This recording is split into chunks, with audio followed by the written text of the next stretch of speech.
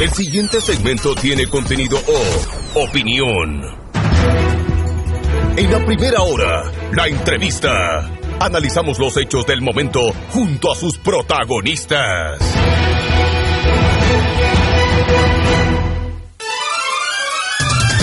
Como siempre, gracias a la interacción de los oyentes, el doctor Santiago Vega nos había escrito un poco más temprano. Decía totalmente de acuerdo, una cosa es ser oposición y otra es intentar crear crisis política, refiriéndose a nuestro cuestionamiento, muy respetuoso, pero cuestionamiento a esta propuesta que ha planteado la CONAIE respecto de plantear, mediante la vía de una consulta popular, el cese de funciones del vicepresidente de la República, que a nuestro juicio no es, digamos, una medida de carácter constitucional. Por acá también Osmith Loor nos escribía y nos decía: con todo respeto, tener un edificio nuevo no es institución. Me demoré 3 horas en sacar la cédula, igual que antes, no va por allí. Es la visión justamente que tiene nuestro amigo oyente. Compartimos la visión de nuestros oyentes que siempre tienen la gentileza de interactuar con nosotros en este espacio de noticias. Vamos ahora mismo a promover un diálogo periodístico con el ingeniero Leopoldo Ocampo. Él es vicepresidente de la Cámara de la Industria de la Construcción. Visita nuestra mesa de trabajo y le hemos invitado porque, a propósito del diálogo que está impulsando el gobierno del presidente Lenín Moreno Garcés, hay un segmento de los sectores empresariales, productivos, inmobiliarios, de la construcción, que plantean una revisión de la denominada ley de plusvalías. Ingeniero, bienvenido, ¿cómo está usted? Muchas gracias, quiero agradecer la gentil invitación, Radio Majestad. Y sí, queremos indicar que nosotros estamos solicitando la derogatoria de la ley de plusvalía. ¿La eliminación total de la ley? No una reforma de la ley. Así es. ¿Por qué razón? Bueno, las razones son varias. Primero, nosotros queremos socializar que el tema no es en defensa del constructor netamente. Cierto es que el que está construyendo hace cabeza, pero va en desmedro de un sinnúmero de estamentos y de gente que está acorde, y es una cadena, un engranaje acorde a la construcción. ¿Qué quiero decir con esto? Usted va a hacer una construcción y afín a ella están los trabajadores en primer plano, la gente, el personal técnico, ingenieros, arquitectos, ingenieros eléctricos, y luego está toda una gama de personal, como los transportistas, los que proveen madera, vidrio, aluminio, cerámica, alfombras, etcétera, etcétera. O sea, no es simplemente que se está defendiendo al constructor, se está defendiendo todo el sector, a un conjunto de familias que están aglutinados y que sirve como sustento el trabajo de la construcción para que puedan llevar el pan a su casa. ¿Cómo ha afectado desde su óptica la vigencia de la ley, cuando entiendo recién ha comenzado a regir desde este año, pero cómo ya ha afectado desde su óptica al sector de la construcción? No, le voy a dar datos estadísticos claros que tenemos. En la Cámara de la Industria de la Construcción poseemos un departamento técnico, el cual día a día estamos actualizando datos. Y para que vea lo macro que ha influido en negativo la ley de la plusvalía, desde hace 23 meses que se inició a hablar del proyecto de ley de plusvalía, al día de hoy tenemos 83,000 empleos que se han perdido. Escúcheseme bien, 83,000 empleos que se han perdido. ¿Qué quiere decir con esto? Que 134 empleos por día. Usted sume una media. Estos empleos son los empleos directos de cabezas de familia. Usted sume una media de 4 o 5 personas por miembros de familia, multiplique por los 83,000, usted puede ver qué cantidad de gente es la que realmente está siendo afectada solamente por haber iniciado a tratar la ley de plusvalía. ¿Y por qué se perdieron esos empleos? Porque obviamente ha habido una recesión total de la construcción. Usted puede ver hoy nomás, incluso hasta el momento, ha salido un reportaje en los diarios locales, en Riobamba paralizada la construcción. Está como gran titular el día de hoy. Ha sido una paralización total. La construcción históricamente ha sido, o somos aportantes del 10% del PIB, que es la actividad económica del país. Pero, a partir de hace 7 trimestres atrás, hemos tendido a una baja increíble. Entonces, si hemos tenido un freno total en lo que es la construcción, ¿a qué se debe esto? Que se crea una ley de plusvalía creando no más que impuestos sobre impuestos. Y queremos aclarar que nosotros no estamos en contra de pagar impuestos. Al contrario, se debe cumplir con las leyes. Pero crear leyes sobre leyes para pagar impuestos sobre impuestos de lo mismo, eso nos parece algo fuera de foco. Y el tiempo nos ha dado la razón a los constructores, a los que hemos dicho en su momento, fuimos a socializar a los asambleístas cuando empezaron a tratar este tema de la ley de plusvalía. Se los dijo, se los dio argumentos. Nosotros ya preveímos lo que iba a venirse, pero hicieron caso omiso a nuestras recomendaciones netamente técnicas. El argumento del expresidente Correa cuando promovió la ley de plusvalías, esta denominada ley de plusvalía, es que había que atacar la especulación del uso del suelo. A eso voy. La ley, ahora muy a la ligera la llamamos ley de plusvalía, pero realmente la ley, ¿cómo se llama? Ley contra la especulación del suelo y tributos, ¿sí? Usted debe crear una ley por lo general y no crear leyes por excepciones. Leyes para controlar la especulación del suelo ya las había. Un ejemplo, la ley de ordenamiento territorial son herramientas de los GATS para controlar la especulación del uso del suelo. Ya las habían. No era necesario esta ley. Ya las sabían, pero ¿se les estaba aplicando o no? No. Correa, por ejemplo, yo le escuché en varias ocasiones para justificar el tema de la ley de plusvalía, comentar el dolor de cabeza que significó para el gobierno el adquirir los terrenos donde se construyó la sede de UNASUR en la mitad del mundo. Que tenían un valor y luego cuando el Estado adquirió ese terreno, se multiplicó ese valor. A eso voy yo, permítanme.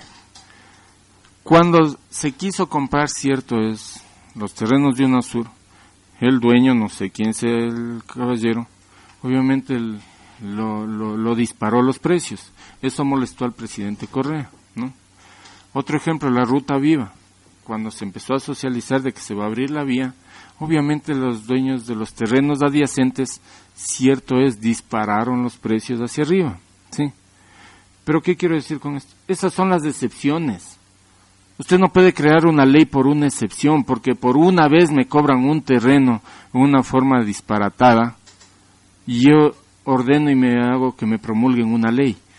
¿Qué es lo que ha conllevado con esta ley de plusvalía? Esta ley de plusvalía no ve en desmedro solo de los constructores inmobiliarios que se dedican a hacer sus casas, sus edificios, no. Esta ley de plusvalía, mal dada ley de plusvalía, va en desmedro de todos los ecuatorianos que tengan que posean un terreno, que posean una casa, ¿sí? Va en desmedro de todos los ecuatorianos. Nuestra defensa ha sido en pos de todo el país, no necesariamente los constructores. Mire lo que le acabo de indicar como resumen.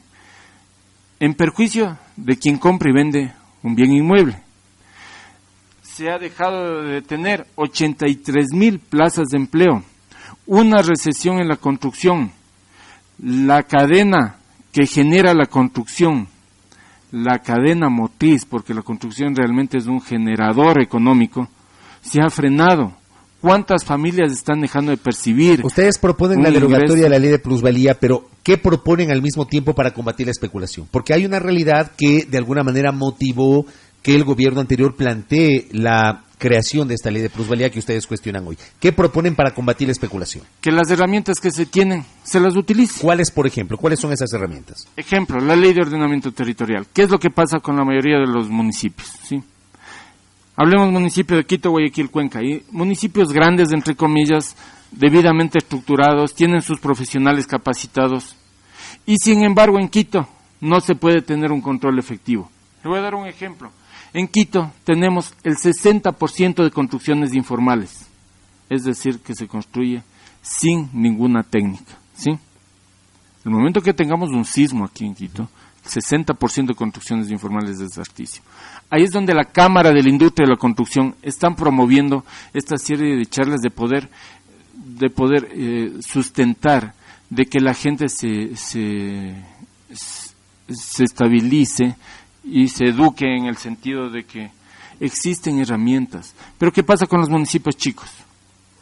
Los municipios chicos no pasan más de tener al alcalde, a los concejales, no tienen departamentos de un director de obras públicas y un asesor jurídico a duras penas. El director de obras públicas pasa a ser el todólogo, ¿sí?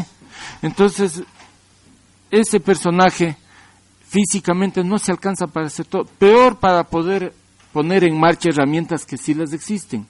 Ahí es donde nosotros queremos entrar como asesores, porque ese es nuestro trabajo.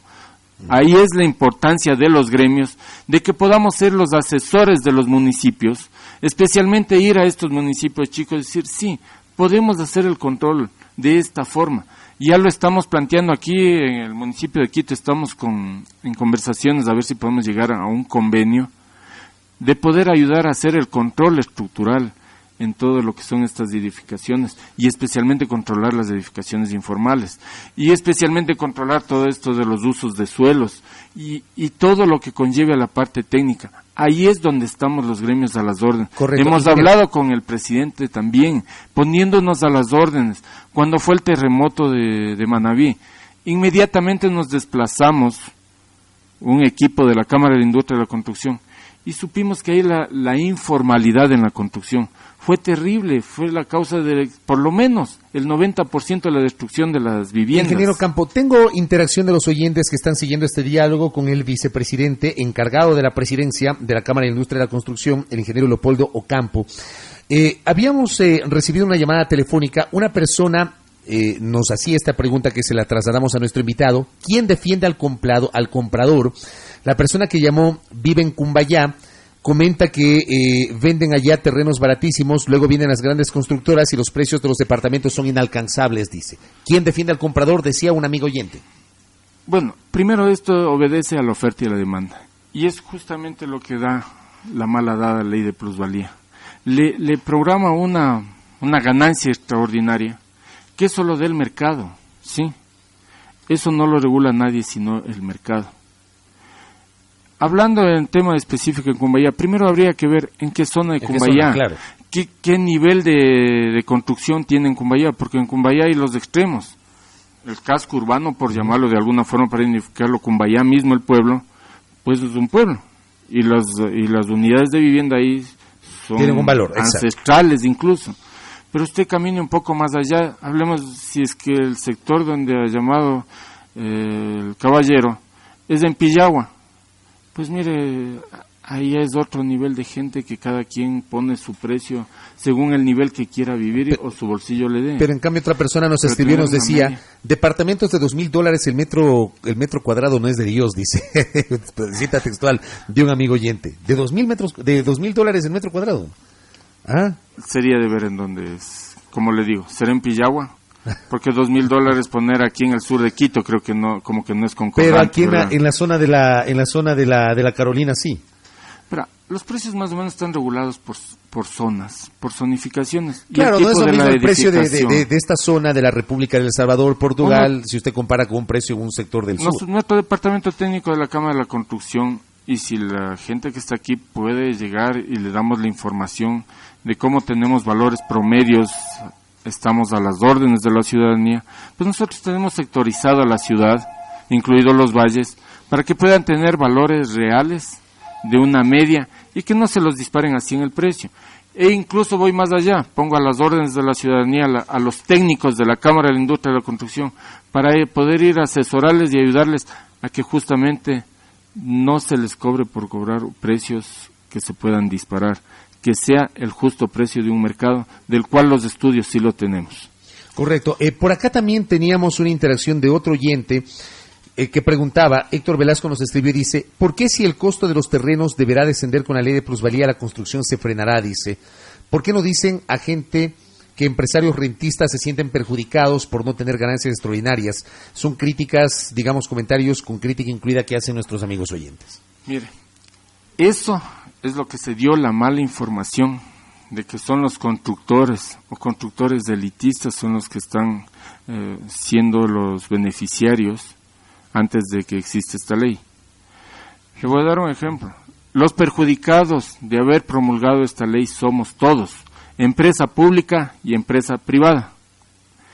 Hubo una recesión en la construcción, la gente no desea invertir, no estoy hablando netamente de constructores inmobiliarios que hacen masivamente sus viviendas, estoy hablando de que ha habido una recesión, que hay mucha gente que prefiere tener sus ahorros en el banco o en muchas ocasiones que tiene un poco más de su capital, han salido fuera del país. ¿Por qué? porque prefieren tener ahí el capital a pagar de una ganancia extraordinaria del 75%. Mal llamada ganancia extraordinaria. ¿Por qué mal llamada? Porque usted no puede pagar un impuesto del 75% a un cálculo que se lo haga en el tiempo de algo que se ha revalorizado un bien, que usted tal vez lo adquirió con mucho esfuerzo. Entonces nosotros estamos pidiendo que eso se norme, que eso que es algo que pensamos que es demasiado disparado. Pero le decía, ¿cómo se mal socializó el tema de la ley, pensando es que están perjudicando o que se están beneficiando solo los constructores o los constructores de élite, como dice la persona que ha llamado? Para darle un ejemplo, se está perjudicando en esta recesión de la construcción la empresa pública. ¿En qué sentido? Dejando de pagar impuestos. Y nosotros no estamos en contra de pagar impuestos. Lo que estamos en contra es de pagar impuesto sobre impuesto, que eso va en desmedro de un trabajo justo.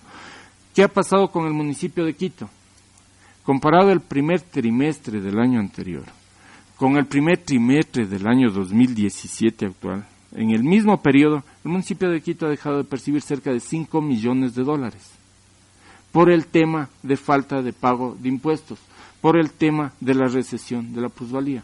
No es que se está perjudicando al constructor, se está perjudicando a la empresa pública también, se está dejando a una empresa como la industria de la construcción, que es dinamizadora, inmediata, la única industria que dinamiza inmediatamente la economía es la industria de la construcción. Por acá me están preguntando, ¿cuál es el impuesto sobre el impuesto que cita usted en esta mañana?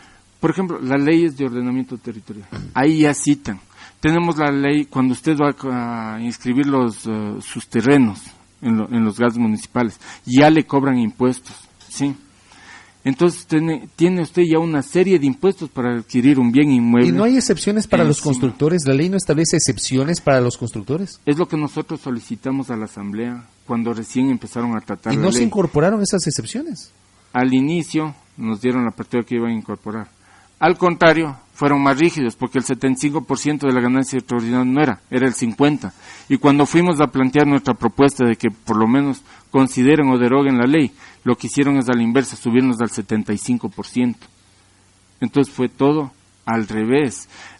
Le vuelvo a repetir, a nosotros el tiempo nos ha dado la razón, nosotros ya preveíamos este estancamiento, pero no del constructor, como repito, el estancamiento de dinamizar una economía que nosotros éramos del aporte del 10% del PIB. Eso es tremendo. No estoy en defensa solamente de los constructores, estoy en defensa del pueblo ecuatoriano, del que tiene una casa y un terreno. Se me terminó el tiempo. Una última pregunta, porque también nos había escrito a las redes sociales un oyente, Fabián Tapia, nos pregunta si tienen cifras sobre vivienda específicamente, no sobre la construcción, digamos, a nivel global, incluyendo los proyectos del gobierno, sino sobre vivienda específicamente. ¿Tienen cifras ustedes sobre eso? Totales. Nosotros tenemos, como le decía, tenemos sectorizado a todo el distrito metropolitano de Quito en primer lugar. Tenemos sectorizado, estamos abarcando y terminando todo el Ecuador. Entonces la ponemos nuevamente a disposición de la ciudadanía, a toda la infraestructura que posee la Cámara de la Industria de la Construcción para poder servirles en el campo específico que quieran ser asesorados de una manera gratuita, apolítica primeramente. Entonces nuestros servicios a la sociedad. ¿Pero no tienen cifras de los temas de vivienda? ¿De las ventas de vivienda no las tienen a la mano en este momento? ¿Sobre los temas de vivienda específicamente? Lo que pasa es que específicamente de qué el tema, porque el tema es muy general, temas de vivienda, ¿en qué sector? ¿De qué campo estamos hablando de vivienda? Edificios,